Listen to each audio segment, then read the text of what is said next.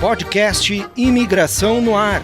Apresentação Unimed Vale dos Sinos e BRDE. Patrocínio Instituto Ivoti e Sicredi Pioneira.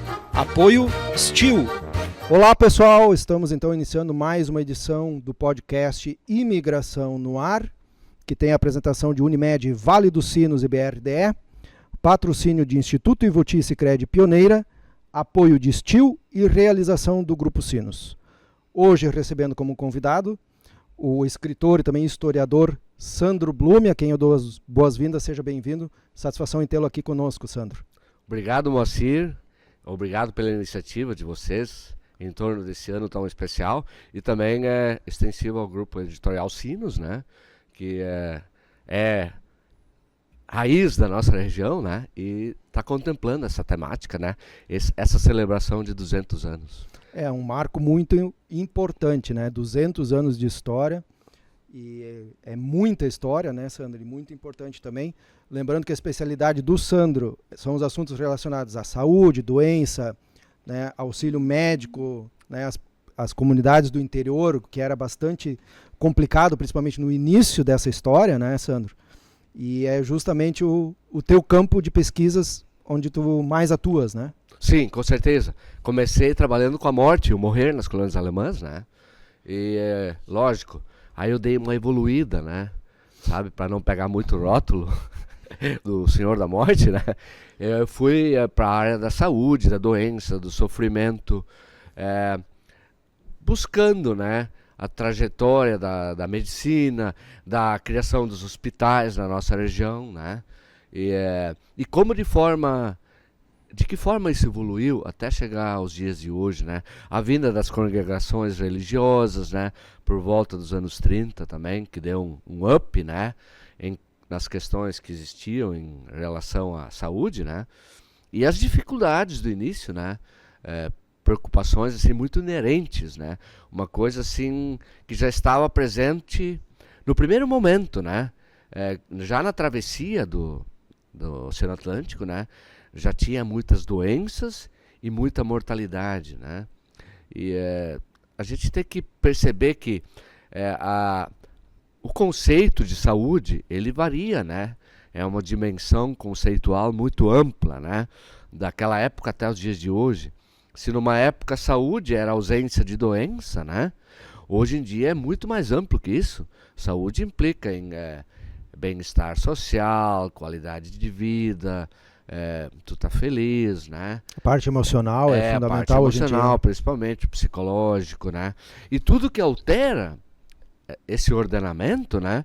Aí a gente já pode questionar, já não é mais saúde, né? E de fato, aqueles anos ali, há 200 anos atrás, se nós formos perceber, era um ambiente de vida muito precário, né? Mesmo se tivesse a presença de uma medicina, mas ela era assim, estava caminhando, engatinhando, né? Havia poucas alternativas dos médicos. E além disso, nem os tinha aqui também, né? Na terceira leva de imigrantes, nós encontramos a presença do Dr. Hillebrand, que é um médico que vem junto no navio, né? Novembro de 1824, se não me falha a memória. Esse mesmo veio a ser também diretor da colônia alemã de São Paulo. Sim, pois ele era médico, mas atuava muito, assim, até como militar, né? Foi um imperial de primeira hora, né? Defendendo o jovem império brasileiro que estava enfrentando as suas rebeliões. Mas além disso, ele exercia a medicina. Porque lá no final do século XIX, lá em Ivoti, nós encontramos o Johan Brill, da Picada Holanda, que pertencia, naquela época, era ali, tinha uma ligação com o Ivoti, né? Pela linha Café, acho que se chamava na época. Sim, a Picada Café. Que na verdade o pessoal se engana, a Picada Café ou linha Café, ela se estendia até onde hoje é Picada Feijão, no interior de Ivoti. Sim, isso. Até o nosso amigo Blasio. Blasio Alberto Bervian. Um abração para ele também. Claro, nosso amigo aí.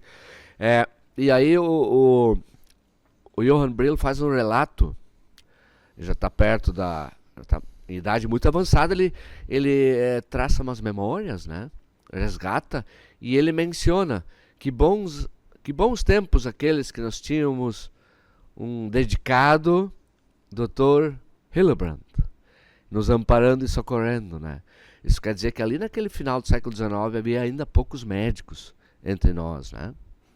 E as distâncias enormes para se ter acesso a esse médico ainda, inclusive, né?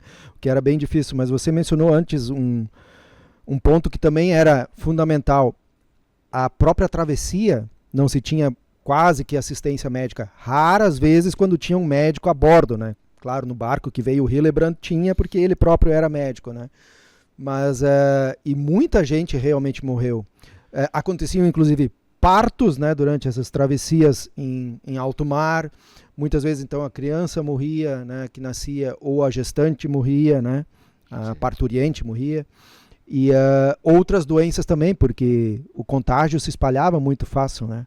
Creio que escorbuto, que era muito comum também. A ausência de vitamina C, né? A ausência de vitamina Frutas, C, verduras, porque muito tempo em alto mar, né? E o tifo também, né? A febre tifoide também fez muitas vítimas. E a própria inanição, né? Falta de... Porque eles já estavam enfrentando dificuldades na terra natal deles. Aí tinha que empreender uma viagem de carroça que levava semanas até o norte da Alemanha para acessar o porto, né? Aí nós tínhamos Hamburgo, Bremen, Hannover, né? Só que tinha que ter um deslocamento para lá. Isso gerou, inclusive, um problema social muito grande para uma cidade que nem Hamburgo, que de uma hora para outra se via invadida por pessoas de todas as regiões ali, que futuramente viriam a ser a Alemanha, né? E aí nós temos então o desespero tomando conta, né? Muitas pessoas já doentes, porque levavam uma comidinha nas carroças, né? Esperando em uma semana estar embarcando no navio. Só que muitas vezes eram meses de espera, sabe? Até encontrar um veleiro que viesse para a América. E aí, com o desespero tomando conta, alguém ficava na escotilha gritando, em alemão, né? Saindo do navio para a América.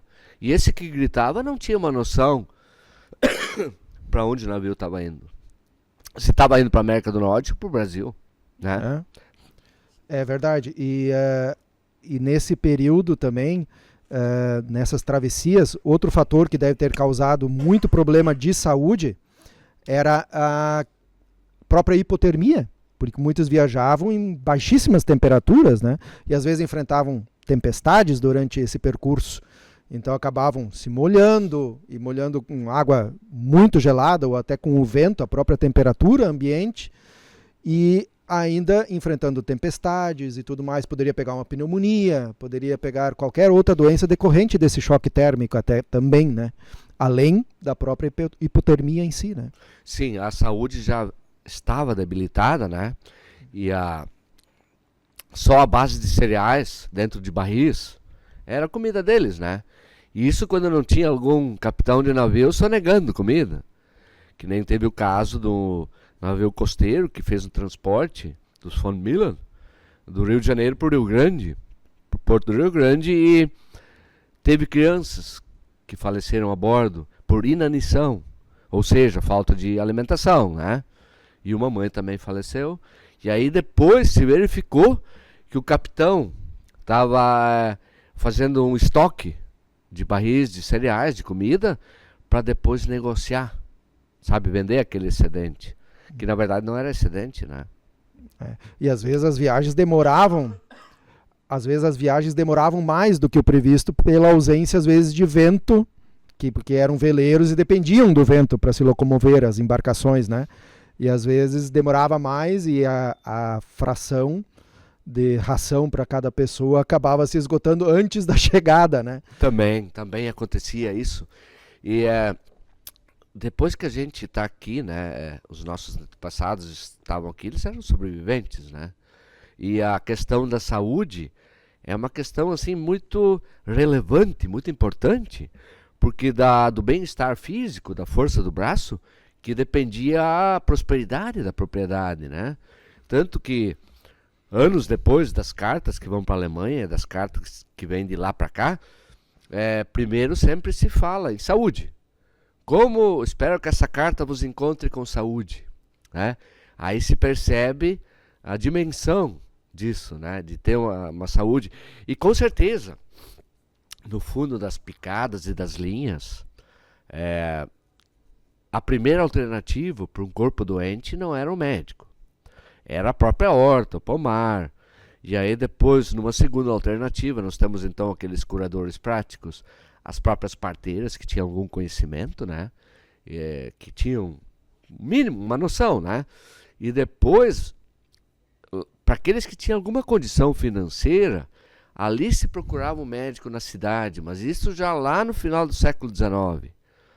Mas as primeiras alternativas sempre eram mais caseiras e de curadores, muitas vezes homeopatia, né? Homeopatas, pastores, padres, até tinha uma orientação para os pastores da Alemanha que estavam vindo para cá, né? Da sociedade de Barman, né? Principalmente depois que se organizou o sínodo, né? De ter, além da formação de teologia, filosofia, né? Tivessem também noções de medicina, para poder dar um suporte para os colonos e acessar de forma mais fácil o coração da comunidade, né? Isso era uma orientação. E aí esse pessoal de fato deu um suporte. Mas eu, pesquisando essa questão da medicina, da saúde, ali no começo do século XX já, 1920, 30, nós percebemos, eu tirei uma conclusão, quem tinha mais condição financeira era submetido a condições mais dolorosas, no caso doente, né? Por quê? Com algum dinheiro eles poderiam procurar um suporte na cidade, e 1 ou 2 ou 3 ou mais suportes. Por exemplo, Otto Rodenbusch foi levado para a linha Imperial, numa outra oportunidade para Santa Maria, porque tinha um médico famoso, para São Leopoldo, para Novo Hamburgo, Porto Alegre, e no fim sofreu muito, sabe, um câncer do estômago, né? Lá em 1933, e não adiantou nada, só foi submetido a sofrimento. Agora, quem não tivesse condição financeira nenhuma, ficava em casa, aguardando a morte e recebendo algum cuidado paliativo, né? Mas para não sentir dor, aguardando de forma bastante resignada, com fé em Deus, e cercado da vizinhança e dos amigos, né? Eu iria dizer, os vizinhos participavam muito disso, né? Sim, o cenário de doença e de morte envolvia a família e toda a localidade, a picada, ou a comunidade, como se diz, né? Isso era um evento, assim, bem amplo e todo mundo participava de alguma forma ou de outra, né? Porque muitas vezes os vizinhos eram os que estavam mais próximos para que tu pudesse chamar algum auxílio, algum socorro. Às vezes acontecia até algum acidente na lavoura ou doméstico, a quem tu poderia recorrer. O vizinho era quem estava mais perto, né? E às vezes esse mais perto já era longe também, né? Às vezes a propriedade não era imediatamente ao lado, né? Ou a residência não era imediatamente ao lado. E era muito interessante essa questão do auxílio dos vizinhos, que não só para a questão de saúde também, mas até mesmo para plantar, para colher, né, para qualquer tipo de tarefa, e também dividiam depois tudo isso, né? Uhum. Depois, quando alguém da sua família adoecia, o vizinho do lado também auxiliava, e quando ele adoecia, você auxiliava. Era essa troca que acontecia também, sim, né? Sim. Nós temos uma doença bastante incidente, que é o Stogram. Sim, o tétano. Isso, o tétano. Eu tive um tio meu que morreu de tétano. Uhum. Isso era muito, muito comum. Eu me lembro de alguns episódios que eu vi os necrológios, né? Porque o necrológio era aquela nota de aviso e de agradecimento que saía nas páginas do jornal, né? Uhum. Sem muita questão ética, naqueles anos, né? Hoje seria algo impensado tu descrever o ambiente de doença e de morte dentro da tua casa e espalhar isso pelo jornal, né? Tu entende? Sim. Seria eticamente condenável, né? E é um trabalho de reunir esses necrológios muito fundamental que o padre Beno Lermen fez, né? Sim, do Instituto Anchetano de Pesquisas da Unicinos, que reuniu, se não todo, mas todo o acervo desses necrológios, mas boa parte dele está reunido e disponível, inclusive, para pesquisa, inclusive na internet, para quem quiser acessar gratuitamente, né? Sim, quando eu concluí minha dissertação em 2005, Não, a dissertação foi 2011. Aí ele ainda não estava disponível. Mas o padre Lerman, eu fui visitar ele algumas vezes, ele me disponibilizou alguns, assim, mais picantes, né? Sabe? Assim, que fossem de bastante conteúdo. Porque o necrológico com bastante conteúdo é aquele que revela, né? O ambiente. E é pena que eu não tinha online como tem hoje, né? Porque muita coisa ficou de fora. Hoje eu tô vendo aqueles, né? Mas aí nós temos, por exemplo, uma questão que tinha muito naquele tempo, a presença do gafanhoto nas roças. Uma praga. Tinha nuvens. Te lembras que há 2 anos atrás teve tinha uma o fenômeno, ameaça, né? Se repetiu em parte da América do Sul, mas não chegou a afetar muito aqui o Rio Grande do Sul, né? Então, naqueles anos 20, 30, tinha a presença dos gafanhotos, era constante. E aí tinham que levantar no meio da madrugada, do jeito que estavam, né? E ir lá espantar gafanhoto na roça, perto de casa. Aí imagina, tinha aqueles toquinhos de arbusto, né? Que ficava o toco para fora e muitas vezes iam descalços ou com algum tamanco, né? E ali pisava dentro, dava uma feridinha. Infeccionava, tétano. E aí nós temos... Eu li isso em vários necrológios, que era uma coisa assim muito constante. E pisar num osso de algum animal que foi abatido, né? E era o tétano, na verdade, ali depois do pós-guerra, com a chegada do antibiótico, né? E de vacinas, que essas questões assim começam a se resolver, né? Tétano, a infecção, porque a infecção, septicemia, né?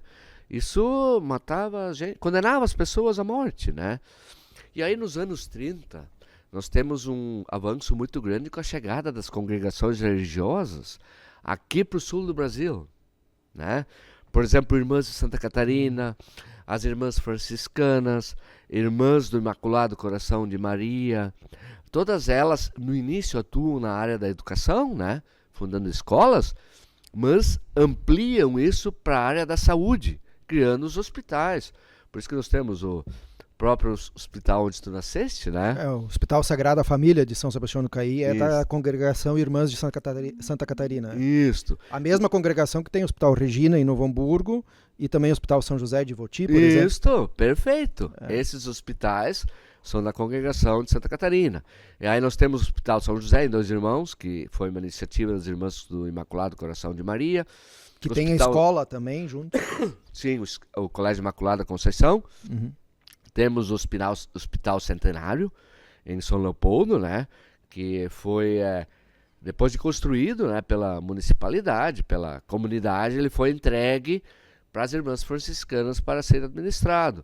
E ali se muda o conceito de hospital, porque até então os hospitais que tinham Santa Casa de Misericórdia, Hospital da Beneficência Portuguesa, os nomes já dizem o que significa um hospital desses, o que carrega em si o objetivo, né? É verdade. E a própria questão das irmãs, elas muitas vezes eram as enfermeiras também. Além de gerir o hospital, muitas vezes elas eram as enfermeiras, assim como nas escolas, boa parte delas eram as professoras também, né? Sim. É que o hospital, ele era percebido como um espaço para depositar pessoas e que não tinham condições, né? Para ficar sob a mercê da caridade, da misericórdia. E isso muda, né? A partir da década de 30. Na verdade, é uma revolução que acontece e hoje em dia nós colhemos os frutos, inclusive, dessa revolução que teve, né? Que dirá de nós se não fossem essas religiosas, né? Seria um outro cenário que a gente não consegue nem pensar como seria, mas seria bem mais complicado do que é atualmente, com certeza. Sim, eu me lembro, né, das reportagens que eu vi no antigo jornal de Novo Hamburgo, das propagandas, quando foi inaugurado o Hospital Regina. Ele era denominado de Sanatório Regina, porque tinha um outro conceito. Além de doentes, elas faziam propaganda, as irmãs, né, em Porto Alegre, para os médicos enviarem os seus doentes para Novo Hamburgo, para respirar um ar puro no Alto de Hamburgo Velho. Ou então, para as pessoas, principalmente os porto-alegrenses, virem para Novo Hamburgo, no Alto de Hamburgo Velho, se deliciar e curtir o ar puro e tirar umas férias. Ou seja, o mesmo espaço abrigava doentes e hóspedes, né? Era quase uma pousada de recuperação, vamos dizer assim, né? Isso, muitas vezes para a saúde habilitada, né? Assim, debilitada, né? Mas também para curar doentes, porque tinha mudado um conceito. Hoje não se usa mais a palavra sanatório, né? Que vem de sanar, né? E hospital e hospício, ela remonta da palavra hóspedes, né? Tu vai hospedar pessoas que não têm condições, que têm alguma doença assim, crônica, que não tem mais cura, pessoas necessidades que não têm recurso nenhum.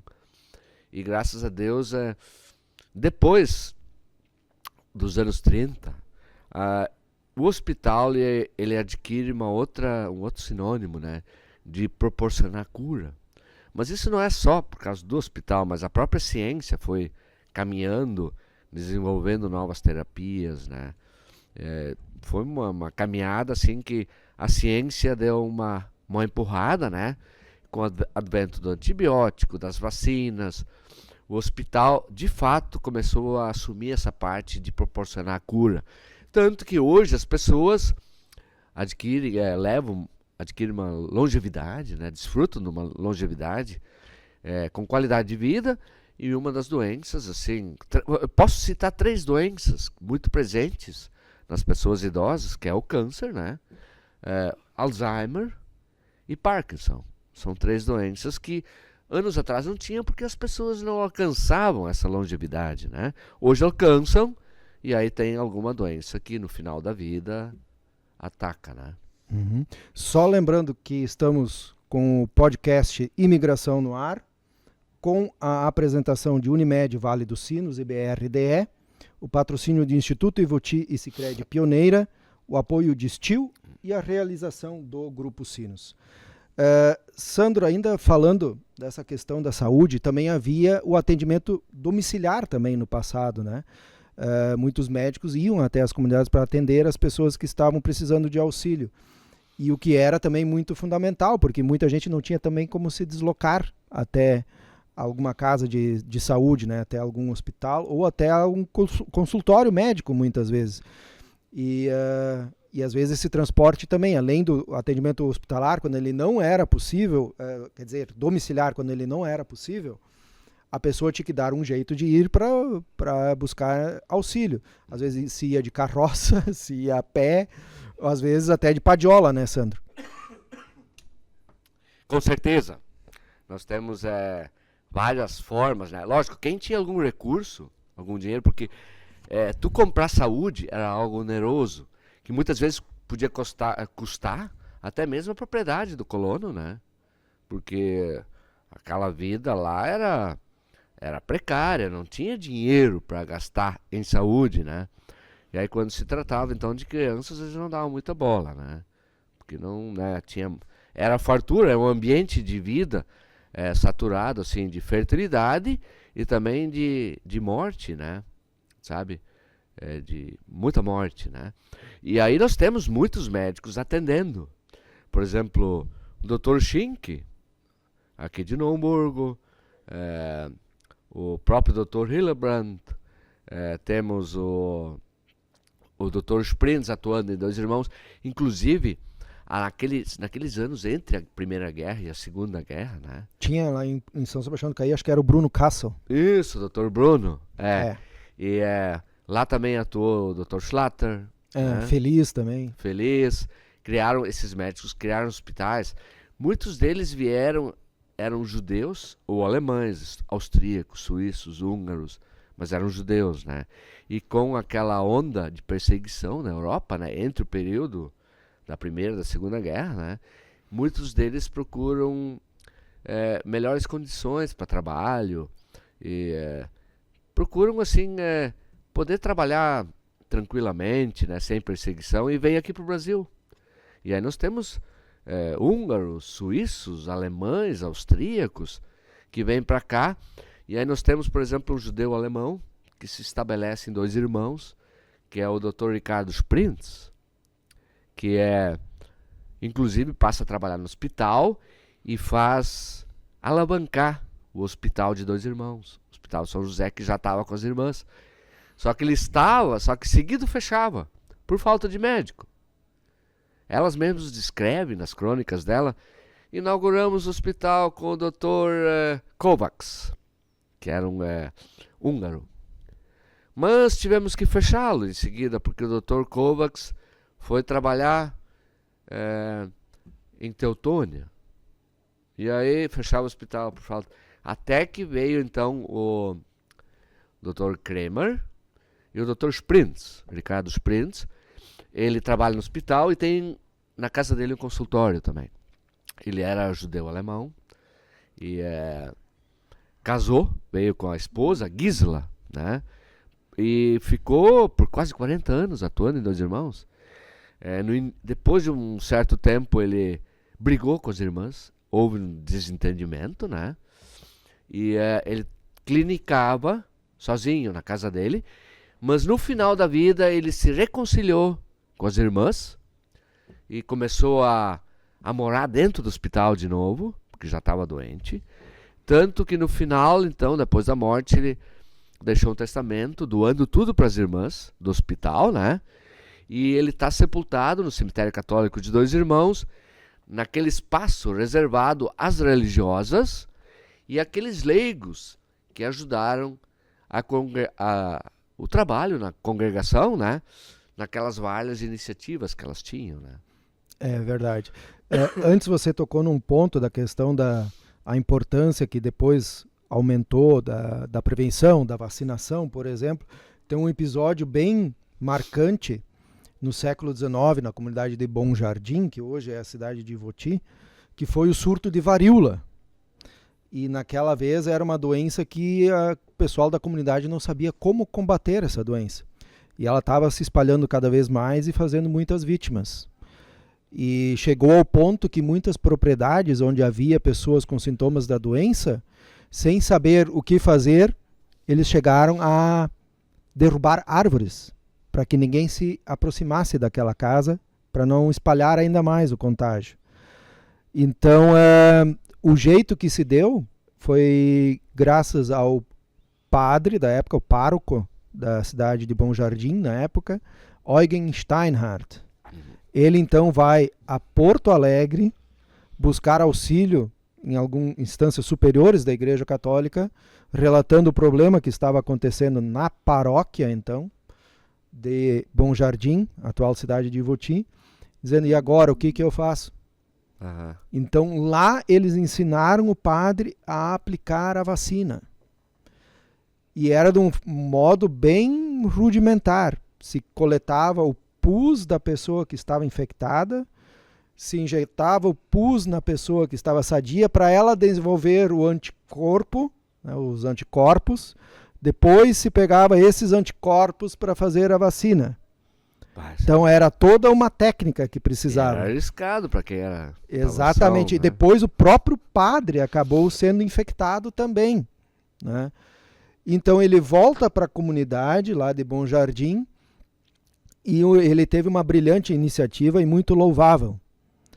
Além dele, foi recrutada mais uma moça também da comunidade, se não me engano ela era moradora de Picada 48 Alta. Ele a ensinou também a aplicar a vacina. O porquê? Porque se ele ficasse doente, alguém teria que continuar aplicando as vacinas.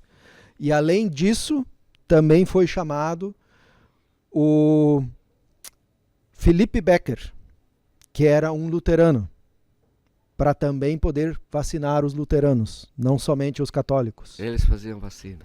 Então, com isso e mais a parceria do professor Matthias Schitz, que inclusive a filha dele foi a primeira a manifestar sintomas da doença e ele sofreu uma discriminação tremenda na comunidade, porque o pessoal começou a culpá-lo por ter espalhado a doença, porque a filha dele foi a primeira que manifestou os sintomas. Então ele teve que fechar a escola, e depois quando ele ia junto com o padre e com as outras pessoas para vacinar, as famílias muitas fechavam a porta na cara dele, né? Ele enfrentou uma grande resistência, mas no fim viram que ele não tinha culpa, né? Mas ele também acompanhou boa parte desse trabalho para imunizar a população da época, e com isso eles conseguiram isolar o vírus, né? Mas até que isso acontecesse, foram várias mortes na comunidade de Ivoti. Sim, eu até escrevo sobre esse assunto. Tem até mais de um enterro por dia de vítimas de pessoas com varíola, né? Porque foi um episódio bem triste. Sim, ele foi para Porto Alegre buscar o suporte com as instâncias superiores, lá da Cúria, possivelmente, né? E quem estava assessorando a Cúria, o bispo e os padres, a Igreja Católica ali, era o Dr. Ricardo Hanselmann. Esse, inclusive, tem uma história bem curiosa também. O Dr. Ricardo, ele é um imigrante, né? Chega, já está em Porto Alegre, domiciliado, viaja para a Alemanha, retorna, e aí lá no Rio de Janeiro o imperador segura ele lá. Opa, tu não vai voltar para Porto Alegre, nós precisamos de ti aqui. Tinha surtos de varíola e de outras doenças, assim, que estavam se instalando no Rio de Janeiro, né? E aí ele presta serviços pro Império, pro Imperador, nos hospitais de lá. E aí depois, então, de um certo tempo, ele foi, então, autorizado a retornar para Porto Alegre, onde ele já tinha consultório. Ele chega em Porto Alegre e aí ele recebe um presente do Imperador. Uma área de terras muito grande, num lugar que não se conhecia, perto do Rio Taquari, no Vale do Alto Taquari. Aí passa algum tempo, né? Ele e a esposa irem lá conhecer as terras, afinal, né? Tinha conhecido, ganhou um presentão aí, né? E aí era um lugar assim tão inóspito, assim, no meio da selva, lá no Vale do Taquari. De difícil acesso? Super difícil o acesso, não tinha nada de acesso, né? E aí essa era a terra, eram quase 200 hectares. E aí a esposa disse, não, aqui eu não quero ficar. Vamos voltar pra nossa casa em Porto Alegre o quanto antes, né? E vamos dar no pé, vamos sair daqui. Eu não quero ficar aqui no meio do mato. E de fato ele retorna. E continua trabalhando em Porto Alegre, clinicando. E hoje tem um município no Vale do Taquari que leva o nome dele e ninguém não sabe a origem. Que é o município de Dr. Ricardo. Não sei se você já ouviu falar. Sim, sim. É por causa do Dr. Ricardo Hanselmann, que era o dono daquela área. É uma história curiosa, né? Sim. Mas assim nós temos, então, lógico, Porto Alegre tem imigrantes ali alemães que já têm um melhor poder aquisitivo e ali se concentram, né? Os profissionais que vêm da Europa. A maioria deles tem muitos médicos que chegam ali no período entre guerras que ficam clinicando em Porto Alegre, né? E no interior nós temos os práticos, né? Atuando, tem um médico em Dois Irmãos, tem no hospital já nos anos 40, depois da Segunda Guerra, nós temos o Dr. Viktor Bakhtin, que chega em Dois Irmãos. Ele é um médico de primeira linha, formado na Rússia, em Moscou. Só que ele não pode atuar no Brasil como médico, porque ele teria que... O diploma dele não era reconhecido, teria que fazer 1 ano de estudos em Santa Maria, coisa que ele não quer, né? Porque ele tem uma família para sustentar. Ele não pode só estudar, ele tem que trabalhar. E aí ele fica em Dois Irmãos, fazendo os procedimentos com alto grau de complexidade. Ele faz, mas os outros médicos assinam, então, porque confiam nele. E de fato ele foi um grande profissional que ficou ali por 30 anos também, em Dois Irmãos. O Dr. Viktor. Interessante. Outro ponto importante que a gente pode destacar, né, Sandro? A figura das parteiras, né? Eu sempre gosto de lembrar, comentamos a respeito já várias vezes, a minha própria trisavó era parteira na comunidade de Picada Feijão, lá onde nós já mencionamos o nosso amigo Blásio, que era Elisabetta Lauermann Fier. Ela era parteira. Inclusive a minha tia-avó agora, a Elita Fier Frelich, ela era tia do meu pai, consequentemente irmã da minha avó, e a minha tia-avó. Ela está escrevendo suas memórias. E dentro dessas memórias, ela descreve o trabalho de parteira, então, da minha trisavó, da Elisabetta Lauermann Fier, que, pasmem, fez em torno de 200 partos e se orgulhava de não ter perdido nenhuma mulher em suas mãos, né, nesses 200 partos. E assim como ela, várias comunidades tinham, né, pessoas atuando nesta função. E eu ficava sempre me pensando quantas vidas hoje são resultado dessas pessoas que nasceram por meio de parteiras, né? Sim. Eu também dedico um capítulo especial a elas no meu livro também. Nós temos a parteira Anitta, em Igrejinha, Três Coroas, Taquara, que é a mãe do Ernie, do falecido Ernie Engelmann. Isso. Nós temos, por exemplo, a Idalina Schmidt, no Valahai. Temos a Ana Wagner, no Erval. E temos o casal Faix, em Nova Petrópolis. Aliás, tinha homem parteiro também. Era menos comum, mas tinha. Era raro. O casal Faix, o Anton Maria Faix, é um imigrante boêmio. Inclusive, nós temos um parentesco dele com ele e o pastor Jung, o Jaime Jung. Que está morando na Alemanha. Isso, um grande abraço para o Jaime Jung também. O Jaime Jung até disse, nós poderíamos tirar esse nome pejorativo de curandeiro e passar para curador. E eu concordo com ele.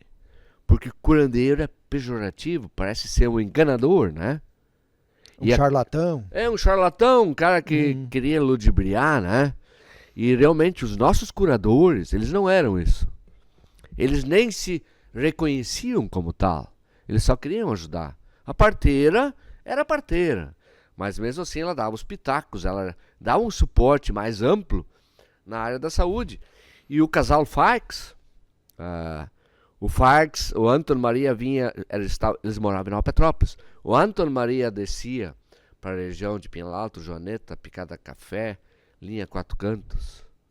E a esposa dele, a Janete Wissmann, de casa, né?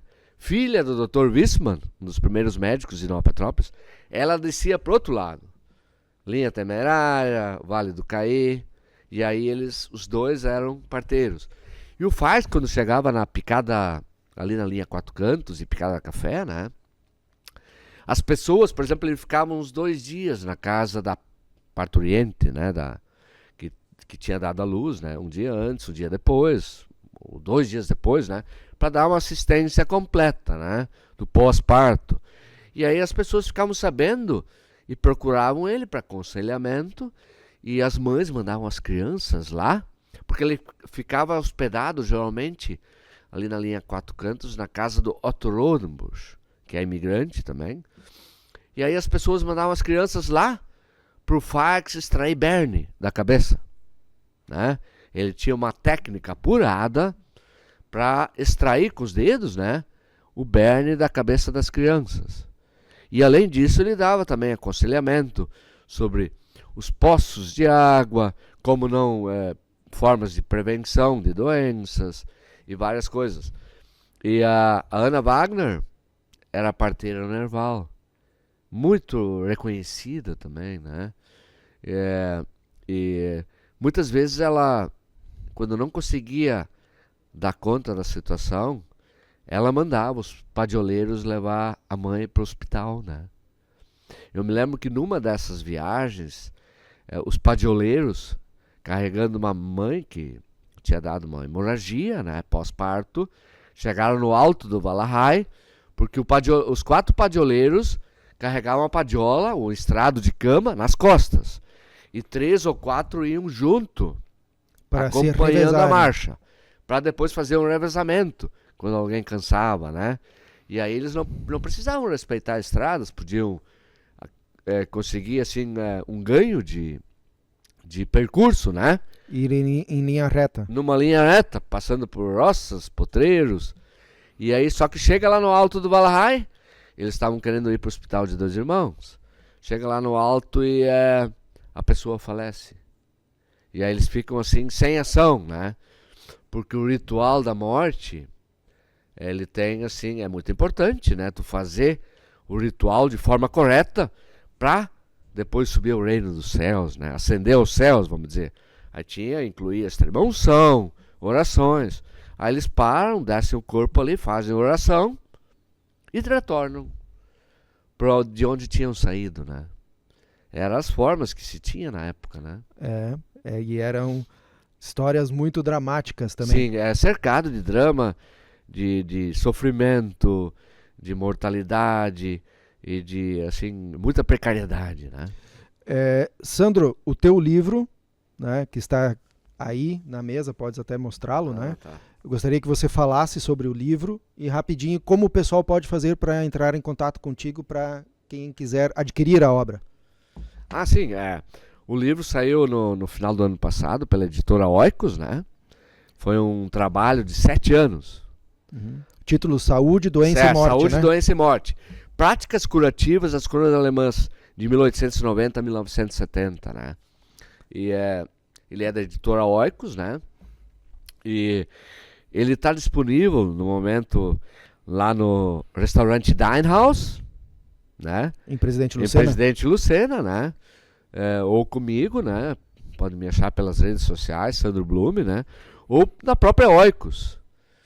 Não sei se eles têm muita coisa lá, porque perderam. Também foram afetados pela enchente. A enchente pegou violento lá, sabe?